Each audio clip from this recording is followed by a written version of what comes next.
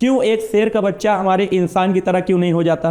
क्यों एक इंसान का बच्चा शेर की तरह नहीं हो जाता? यूपी बोर्ड हो या सीबीएसई बोर्ड, दोनों के लिए ये आपके 5 यूनिट्स रहेंगे क्लास 12th बायोलॉजी में। बायोलॉजी के एग्जाम क्रैक करने में और अच्छे मार्क्स को गेन करने में काफ़ी बेनिफिट मिलेगा, काफ़ी हेल्प मिलेगा।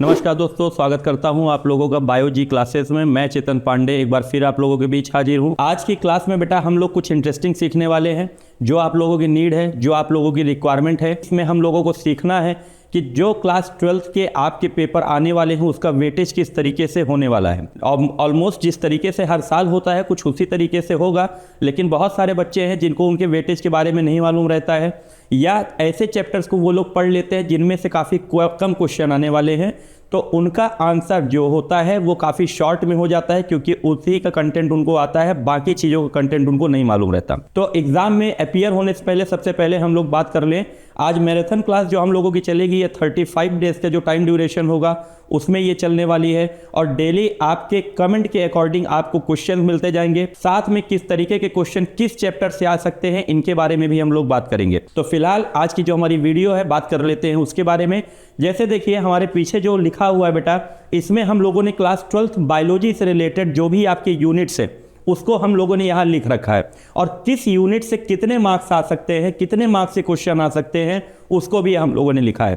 तो ये बेहद ज़रूरी है आप लोगों के लिए कि इसके ऊपर आप लोग फोकस करिए, और कौन से चैप्टर से कितना वेटेज आ रहा है, कितने क्वेश्चन आएंगे, ये चीज़ें आपको क्लियर होनी चाहिए। जैसे देखिए क्लास 12th के बायोलॉजी में आप लोगों को मालूम है आपके पास एनसीईआरटी होगी, आपके पास रेफरेंस बुक होगी, यूपी बोर्ड हो सीबीएसई बोर्ड हो, कोई इशू नहीं है, कंटेंट सब सेम होते हैं। बस यही होगा कि यूपी बोर्ड वाले में चीज़ें हिंदी में रहेंगी, बाकी कंटेंट सेम होगा उसमें भी आपको और सीबीएसई में भी। तो यूपी बोर्ड हो या सीबीएसई बोर्ड, दोनों के लिए ये आपके 5 यूनिट्स रहेंगे क्लास 12th बायोलॉजी में, जिसमें कि हर यूनिट में किसी में 2 चैप्टर्स रहेंगे, किसी में 3 चैप्टर्स रहेंगे। इस तरीके से करके आपके यूनिट के डिविजन्स हुए हैं। जैसे बात करते हैं कि 5 यूनिट कौन कौन से हैं आपके क्लास 12th बायो में। जैसे सबसे पहले हम लोगों ने बात किया बेटा रिप्रोडक्शन के बारे में, दूसरा यूनिट आपका आता है जेनेटिक्स एंड इवोल्यूशन के बारे में, तीसरा आता है बायोलॉजी एंड ह्यूमन वेलफेयर के बारे में, biotechnology and its application 4th unit हो जाता है, और 5th यूनिट होता है इकोलॉजी एंड इन्वायरमेंट से रिलेटेड। मतलब इन 5 यूनिट में आपके टोटल 13 चैप्टर्स बन के सामने आते हैं, और उस 13 चैप्टर्स में से आपको अलग अलग चैप्टर में अलग अलग वेटेज मिलेगा, अलग अलग क्वेश्चन मिलेंगे। जैसे रिप्रोडक्शन की बात करें तो इसमें 3 चैप्टर बेटा आते हैं। वो 3 चैप्टर कौन कौन से हैं? जैसे sexual reproduction in flowering plant, human reproduction और रिप्रोडक्टिव हेल्थ। ये 3 चैप्टर हैं, और ये 3 चैप्टर से मिला करके जो आपके नंबर ऑफ क्वेश्चन या मार्क्स आएंगे, ये 16 मार्क्स के क्वेश्चन इसमें आएंगे। इसमें से कुछ आपके ऑब्जेक्टिव होने वाले हैं, कुछ 2 मार्क्स में आएंगे, कुछ 3 मार्क्स में आएंगे, इवन हो सकता है कुछ 5 मार्क्स में भी आ जाए। दूसरा चीज़ कि जैसे दूसरा यूनिट हमारा जेनेटिक्स एंड इवोल्यूशन है, most important unit and most important chapters यहाँ पे जेनेटिक्स एंड इवोल्यूशन में है। इसमें भी 3 चैप्टर्स आते हैं, लेकिन इसके 3 चैप्टर रिप्रोडक्शन के कंपेयर में थोड़ा सा ज़्यादा है, ऑलमोस्ट कहा जाए तो 4 मार्क्स। जैसे प्रीवियस चैप्टर 16 मार्क्स में है, तो ये अकेला 3 चैप्टर मिला करके ये दूसरा यूनिट जो आएगा ये आपका 20 मार्क्स में आएगा। ये भी 3 चैप्टर कवर करता है। जैसे पहला आता है principle of inheritance and variation, second आते हैं मॉलिक्यूलर ऑफ इनहेरिटेंस, तीसरा आता है हमारा इसका इवोल्यूशन। तो पहले चैप्टर में जनरली आप रिप्रोडक्शन पढ़ रहे थे, और रिप्रोडक्शन में फ्लावर में रिप्रोडक्शन, ह्यूमन में रिप्रोडक्शन, और रिप्रोडक्शन से रिलेटेड कुछ हेल्थ टिप्स जो रिप्रोडक्टिव हेल्थ में पढ़ रहे थे। जेनेटिक्स की बात किया जाए तो वो क्या चीज़ें हैं जो हमारे पेरेंट्स से ऑफ स्प्रिंग में ट्रांसफ़र हो जाते हैं, वो क्या वजह होती है जो हर एक लिविंग ऑर्गेनिज्म में हमारा प्रेजेंट होगा, और उसी की वजह से उनकी सिमिलरिटी अपने पेरेंट्स की तरह होती है। क्यों एक शेर का बच्चा हमारे इंसान की तरह क्यों नहीं हो जाता? क्यों एक इंसान का बच्चा शेर की तरह नहीं हो जाता? इन चीज़ों का सॉल्यूशन मिलेगा हमको इन चैप्टर्स में, जेनेटिक्स जिसको हम लोग बोलेंगे। इसके बाद अगला चैप्टर आएगा, जब जेनेटिक्स हम पढ़ लेंगे तो हमको ये पता चलेगा कि हमारे बॉडी में हर एक सेल में कंटेन करता है जेनेटिक मटेरियल, जिसको हम लोग कहते हैं डीएनए। वही डीएनए हमारे हर एक सेल में, या ऑलमोस्ट कहा जाए तो जितने भी लिविंग स्पीशीज होंगे सब में पाया जाएगा। अब उसी स्ट्रक्चर को इनके दूसरे चैप्टर में पढ़ना है, molecular of basis of inheritance, है ना। फिर इवोल्यूशन में, इवोल्यूशन का मतलब क्या है कि जो लिविंग स्पीशीज हमारे इस प्लेनेट पे देखने को मिले हैं वो एक दिन में एग्जिस्टेंस में नहीं आए थे, बहुत लंबा टाइम पीरियड लगा था, बहुत सारे हमारे मॉलिक्यूल्स का यूज़ हुआ था, बहुत हाई टेम्परेचर की रिक्वायरमेंट पड़ी थी। तो ऐसे कंडीशंस में हमारे लिविंग ऑर्गेनिक मॉलिक्यूल या मटेरियल का फॉर्मेशन होना शुरू हुआ, जो धीमे धीमे डेवलप होकर के एक लिविंग सेल में कन्वर्ट हुआ, और लिविंग सेल से कन्वर्ट होकर के मॉडर्नाइज होते होते आज हम लोग बन चुके हैं, ह्यूमन बीइंग बन चुके हैं, जो कि इस प्लेनेट के सबसे मोस्ट एडवांस एनिमल स्पीशीज है। ठीक, तो ये चीज़ें आपको इन दोनों चैप्टर में देखने को मिलेंगी, और ये चैप्टर थोड़े से कॉम्प्लेक्स रहते हैं बेटा। यही वजह है कि इसका वेटेज सबसे ज़्यादा है 20 मार्क्स, और यहाँ पे आपके अटकने के चांसेस 80% हो जाते हैं। अगर आप ये चैप्टर नहीं समझे हैं, इन चैप्टर से रिलेटेड कंटेंट को नहीं पढ़े हैं, तो यहाँ पे आपके सबसे ज़्यादा नंबर कटेंगे।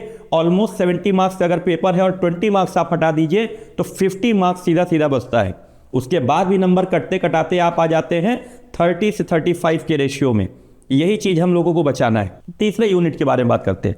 तीसरा आता है बायोलॉजी एंड ह्यूमन वेलफेयर। इसमें बेटा 2 ही चैप्टर आते हैं, और 2 चैप्टर को मिला करके 12 मार्क्स बनते हैं। हर एक चैप्टर के लिए बात किया जाए तो 6-6 मार्क्स। ठीक, तो जैसे देखिए बायोलॉजी एंड ह्यूमन वेलफेयर में पहला चैप्टर आता है microbes, human health and disease. दूसरा आता है माइक्रोब्स इन ह्यूमन वेलफेयर। ठीक, ये 2 चैप्टर मिला करके 12 मार्क्स का वेटेज होता है। इसमें बेसिकली आपको पढ़ना है अलग अलग तरीके के डिजीज़, अलग अलग तरीके के डिजीज़ में कौन कौन से पैथोजन इन्वॉल्व होते हैं। फिर उसके बाद अगर बात किया जाए तो कुछ ऐसी बीमारियां जिनका इलाज नहीं है, लाइक एड्स हो गए, कैंसर हो गए, उसको भी इसमें पढ़ना है हम लोगों को। और इसके साथ में कुछ ड्रग एब्यूज़ मतलब कैनाबिनॉइड, कोकीन, एल्केलॉइड, तो ये अलग अलग तरीके के हमारे ड्रग फॉर्म हो गए, वो भी इस चैप्टर में पढ़ना है। और दूसरा चैप्टर इसका आ जाता है microbes in human welfare. Microbes का नाम सुनते ही सिर्फ ये नहीं समझना है कि ये सिर्फ हमारे बॉडी के लिए नुकसान के लिए ही है, कहीं ना कहीं इनका पॉजिटिव इम्पैक्ट भी है। सभी के घरों में कभी ना कभी इडली या डोसा बन रहा होगा, उसके लिए माइक्रोब्स का यूज़ होता है। कभी ना कभी चीज़ आप घर पे ट्राई करते होंगे, उसके लिए भी माइक्रोब्स की रिक्वायरमेंट पड़ती है। अल्कोहल हो गए, बेवरेजेस हो गए, ब्रेड हो गए, एंटीबायोटिक्स हो गए, तो इन सारी चीज़ों को बनाने में माइक्रोब्स का यूज़ होता है। तो कहीं ना कहीं इंसान के लिए ये फ़ायदेमंद भी है। तो इनके दूसरे चैप्टर में माइक्रोब्स के फ़ायदे वाली चीज़ों को पढ़ना है कि किस तरीके से ये ह्यूमन स्पीशीज़ को फ़ायदा पहुंचा सकते हैं। तो इस चैप्टर का नाम भी बनता है माइक्रोब्स इन ह्यूमन वेलफेयर। और इन दोनों चैप्टर से जो क्वेश्चन आएगा वो 12 मार्क्स का आ सकता है। 4th यूनिट पे आते हैं। 4th यूनिट है biotechnology and its application. Biotechnology, बेटा आप बायोलॉजी में अभी तक बायोटेक्नोलॉजी के बारे में नहीं सुने हैं, आपके लिए एक नया चैप्टर है बायोटेक्नोलॉजी। और आपके क्लास 12th में इस चैप्टर को इसलिए रखा गया है कि इसके बाद आप क्लास 12 से निकलेंगे तो ये बायोलॉजी की एक सेपरेट ब्रांच है, इसके बारे में आप लोगों को मालूम होना चाहिए। तो यहाँ पे जो कंटेंट दिया हुआ है बायोटेक्नोलॉजी में, ये 2 चैप्टर हैं, ये भी 2 चैप्टर से मिलकर के बना है 4th यूनिट। इसमें पहला आता है कि जैसे बायोटेक्नोलॉजी प्रिंसिपल एंड प्रोसेस, मतलब बायोटेक्नोलॉजी किस सिद्धांत पे काम करता है, कहाँ पे काम करता है, और इसके प्रोसेस किस तरीके से होते हैं, इनके बारे में बात करना है। दूसरा चैप्टर है biotechnology and its application. Biotechnology का यूज़ करके हम किस तरीके से ये इंसान के फ़ायदे वाली चीज़ों को बना सकते हैं या इंसान के लिए यूटिलाइज कर सकते हैं। तो ये 2 चैप्टर है, और ये दोनों चैप्टर में मिला करके इनका वेटेज होता है 12 मार्क्स का। लास्ट में आते हैं इकोलॉजी एंड इन्वायरमेंट, मतलब लिविंग स्पीशीज हमारे एबायोटिक कंपोनेंट से किस तरीके से जुड़ा हुआ है, उससे रिलेटेड कंटेंट को हम इन यूनिट्स में पढ़ेंगे। और ये भी हमारे 3 चैप्टर से मिलकर के बना है, इकोलॉजी एंड इन्वायरमेंट। एक हो गया organism and population. Organism and population मतलब कि जो ऑर्गेनिज्म है उनका नंबर बढ़ता है तो उनके ग्रुप को ही हम लोग पॉपुलेशन कहते हैं, और ये हमारी इन्वायरमेंट के लिए किस तरीके से इंपैक्ट रखते हैं, क्या फायदा होता है इनकी वजह से। दूसरा अगर बात किया जाए तो इकोसिस्टम। इकोसिस्टम में इंसान तो हम लोग जान रहे हैं बायोलॉजी में पढ़े जाते हैं, animal species, living organism biology में पढ़े जाते हैं, लेकिन सिर्फ इन्हीं का रहना पॉसिबल नहीं है हमारे इस प्लेनेट पे। तो इनके साथ कुछ ऐसी चीजें भी प्रेजेंट होंगी जिनमें लाइफ एग्जिस्ट नहीं करती, मतलब एबायोटिक कंपोनेंट। और वही एबायोटिक कंपोनेंट और बायोटिक कंपोनेंट मतलब लिविंग और नॉन लिविंग कंपोनेंट के बारे में ही पढ़ना इकोसिस्टम कहलाता है। इनके बीच का जो इंटरेक्शन है वो इकोसिस्टम कहलाता है। फिर हम लोग आ जाते हैं इन्वायरमेंटल इशू वाला चैप्टर हमारा रिड्यूस हो गया था। फिर बायोडाइवर्सिटी एंड कंजर्वेशन हमारा आ जाता है इनका तीसरा चैप्टर। बायोडाइवर्सिटी एंड कंजर्वेशन मतलब कि जो लिविंग स्पीशीज इस प्लेनेट पे हमारे रह रहे हैं उसमें से बहुत सारे स्पीशीज है कि जो धीमे धीमे एक्सटिंक्ट होते जा रहे हैं, उनका प्रिजर्व करके रखना, उनको प्रोटेक्शन देना, वो जहाँ पे रखे जाएंगे उसे क्या कहेंगे, सेंचुरीज आ गई, बोटेनिकल गार्डन आ गए, जूलॉजिकल पार्क आ गए, इन सीटू कंजर्वेशन आ गए, एक्स सीटू कंजर्वेशन आ गए। ये सब हम बायोडाइवर्सिटी एंड कंजर्वेशन में पढ़ते हैं, जिसमें बेसिकली ये बताया जाता है कि इन लिविंग ऑर्गेनिज्म को, चाहे प्लांट हो, एनिमल हो या किसी भी तरीके का लिविंग ऑर्गेनिज्म हो, इनको किस तरीके से प्रोटेक्ट करके रखना है। ये इनका जो वेटेज होता है वो हमारा ऑलमोस्ट 10 मार्क्स का होता है। तो ये सारे वेटेज मिला करके आपका पेपर जो आएगा वो 70 मार्क्स का आएगा। और अब सबके सामने आपका अगर मार्क्स लिखा हुआ है तो आपको ये पता चल गया कि किस चैप्टर, किस यूनिट पे हमको ज़्यादा फोकस करना है और किस पे हमें कम फोकस करना है।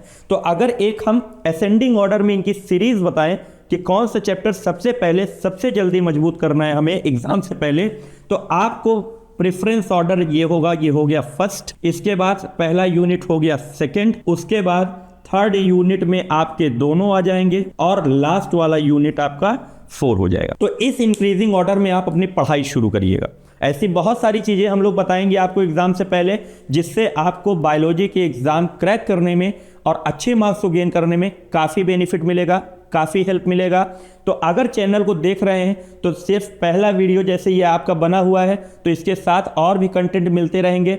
इसके बाद अगली क्लास में हम कुछ उन चीज़ों के बारे में भी बात करेंगे कि किस टाइप के क्वेश्चन आ सकते हैं, उसके कुछ आपको एग्जाम्पल्स मिलेंगे जो आप अपने रेफरेंस बुक से घर पे प्रैक्टिस कर सकते हैं।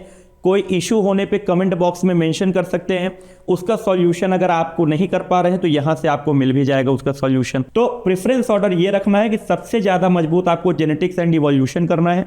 तो कोशिश करिए कि ये जब पढ़ाया जाए या इनसे रिलेटेड कोई टॉपिक आपको पढ़ाया जाए तो वो आपकी मिस ना हो।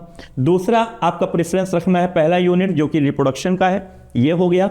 और फिर अगर बायोटेक्नोलॉजी माइक्रोब्स वाले में बात करें और बायोटेक्नोलॉजी में, तो इन दोनों का सेम वेटेज है, सेम प्रेफरेंस रखना है। लेकिन बात किया जाए तो बायोटेक्नोलॉजी में क्वेश्चन जो आते हैं वहां पे आप अटकते हैं। माइक्रोब्स वाले जो चैप्टर आएंगे वहां पे आप कुछ ना कुछ लिख लेंगे, ये जरूरी नहीं कि आपको मार्क्स मिल जाए, लेकिन कुछ ना कुछ एटलीस्ट आप लिख लेंगे। तो इनसे ज़्यादा प्रेफरेंस आप बायोटेक्नोलॉजी का रखिएगा।